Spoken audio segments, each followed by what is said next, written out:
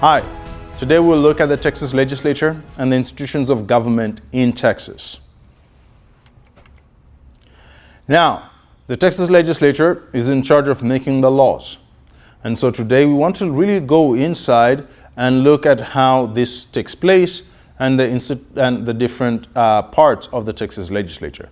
Now, we're going to learn several terms through this, so I'll just continuously gloss over these terms. Make sure you study them. Now, Texas's chambers, we have two chambers, the House and the Senate. The House of Representatives is the lower house. It has 150 members, okay? 150 members who are elected every 2 years, okay? And so that is our House. And we have the Senate, which is the upper chamber. The upper chamber is made up of 31 members, all right? And so these 31 members serve 4-year terms. And so those are the two chambers that make our bicameral legislative branch, all right? And so a couple of things. They meet in sessions.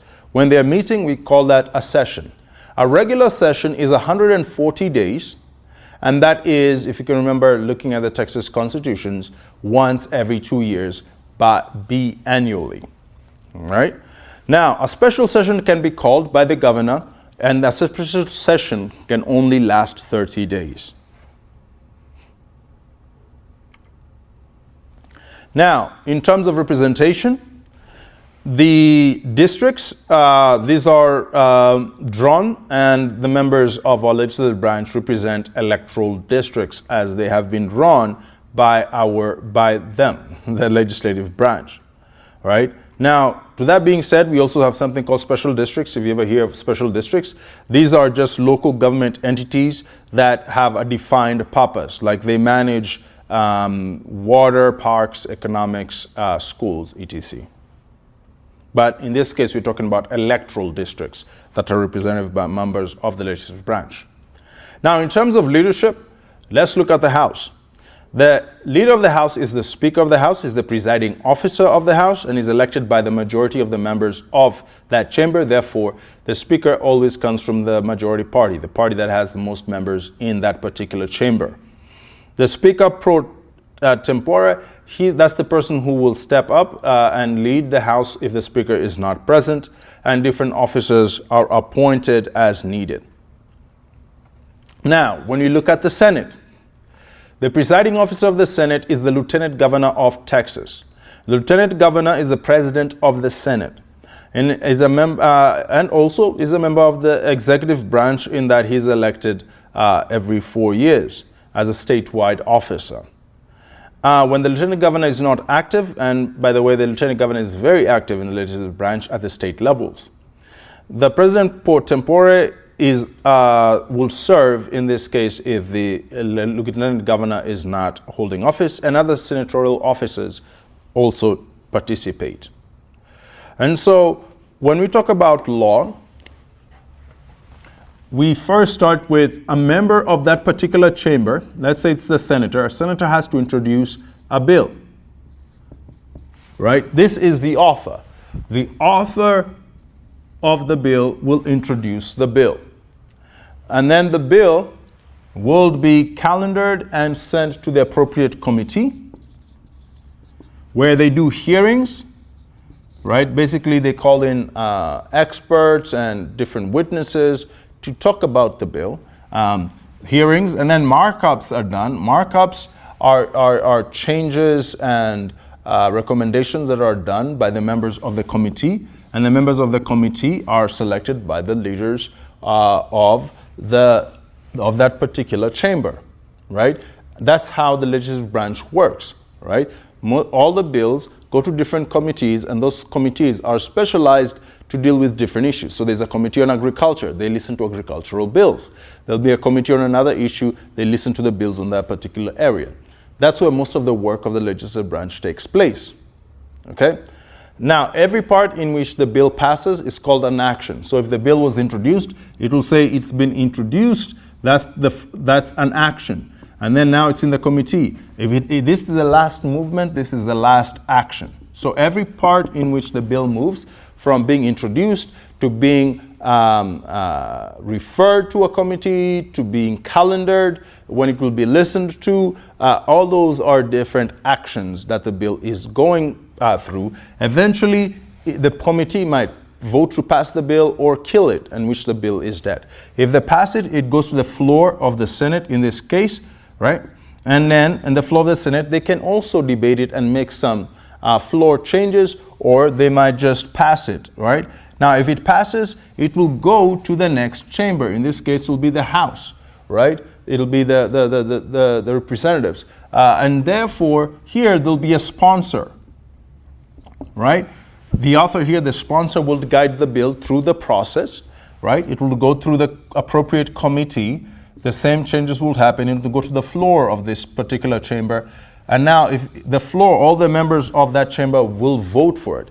Now, you have two versions of the bill. You have the bill that passed here, and you have a bill that passed here. You have two bills. So, in order to reconcile the changes, you have a conference committee made up of members of both chambers. They will work out the differences. It will become one bill after they do that, and therefore they'll send it for a final approval vote by their members, at which point now it goes to the governor to be voted on or to be vetoed. So now we go through some terms. A session is the convening of the legislative branch to work. I've told you a regular session is 140 days. A special session or a called session lasts 30 days. A joint session is when both chambers meet in a combined fashion for a particular issue. It can be the state of the state addressed by the governor. It can be the state of the judiciary by the chief of the Supreme Court. Now, when they're not in session, there can be an interim committee or an interim session that is held to deal with a particular specialized issue. And they normally would create a report of why of the charge in which they were given, right? And as we've said, an author files the bill and introduces the bill. The sponsor guides it in the adjacent chamber after it has passed the original chamber in which it was inputted. As we said, the bill is first introduced, it is filed, right? It is filed and then it is calendared. This means basically the dates are set when it will be heard in the committee. A couple of other terms, a quorum has to be met. That means the minimum threshold of members who have to be present for a session to be heard or a committee to look at a particular bill. Another term is a caucus. A caucus just means a body, right? A group of legislators who are meeting. A caucus can be on a particular issue. You might have the Hispanic caucus, you may have a religious caucus that are meeting because they have common interests that they want to push along through their bills and through through bills rather. Now, as we've said, the chair is the presiding officer of the House. As we've said, the legislative branch works through committees that are specialized, and there are standing committees. These are committees that are permanent, and whether you're talking about the Budget and Board Committee, Legislative Council, and the Audit Committee, right? So the committees don't only meet for just passing law, they also can meet to investigate an issue, amongst many other things. That's how law is made. A couple of other duties that the legislative branch has, other than drafting and passing law, they can help amend the Constitution. And we see that every odd year in November, they always propose several amendments to our Constitution that have to come to the people for us to vote on whether they become part of the Constitution or not. They serve an electoral function in that they redraw all the districts. Usually they're supposed to do it every 10 years, but with current American politics, we see that happening randomly now across different states, including Texas.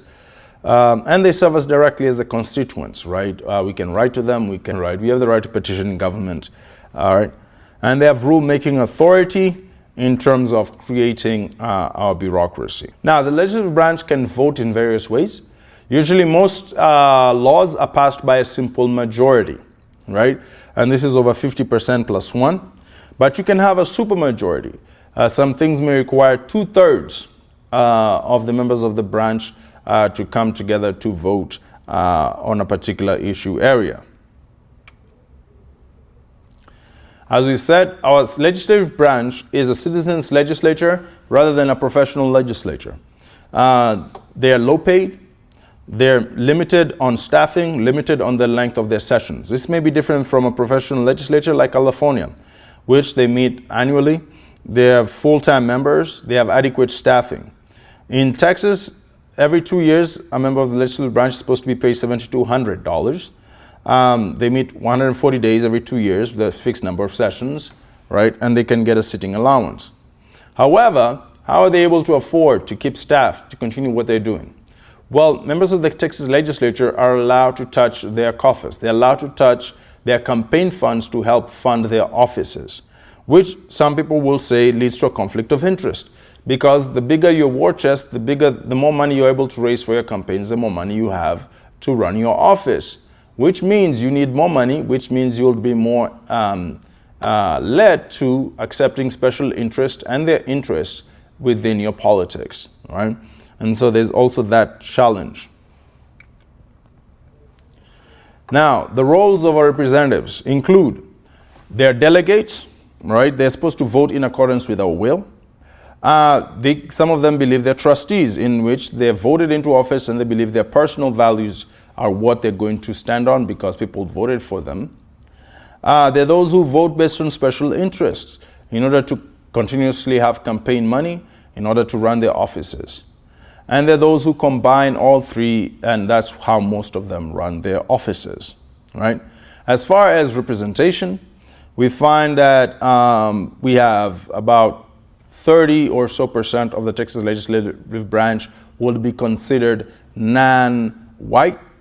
And we'll find that the vast majority of women are in the Senate, while very few women are members of the House. In 2019, there was only 20 out of 148 House seats that were women. And so that is our conclusion with examining this legislative branch. Whether we have seen how laws are made, we have seen the leaders, the presiding officers of these different branches. We understand that most of the work is done through committees, and it works its way through from introduction to the committee to the floor. We understand that they serve a function for us from redistricting to making laws to investigations. That is the Texas Legislative Branch.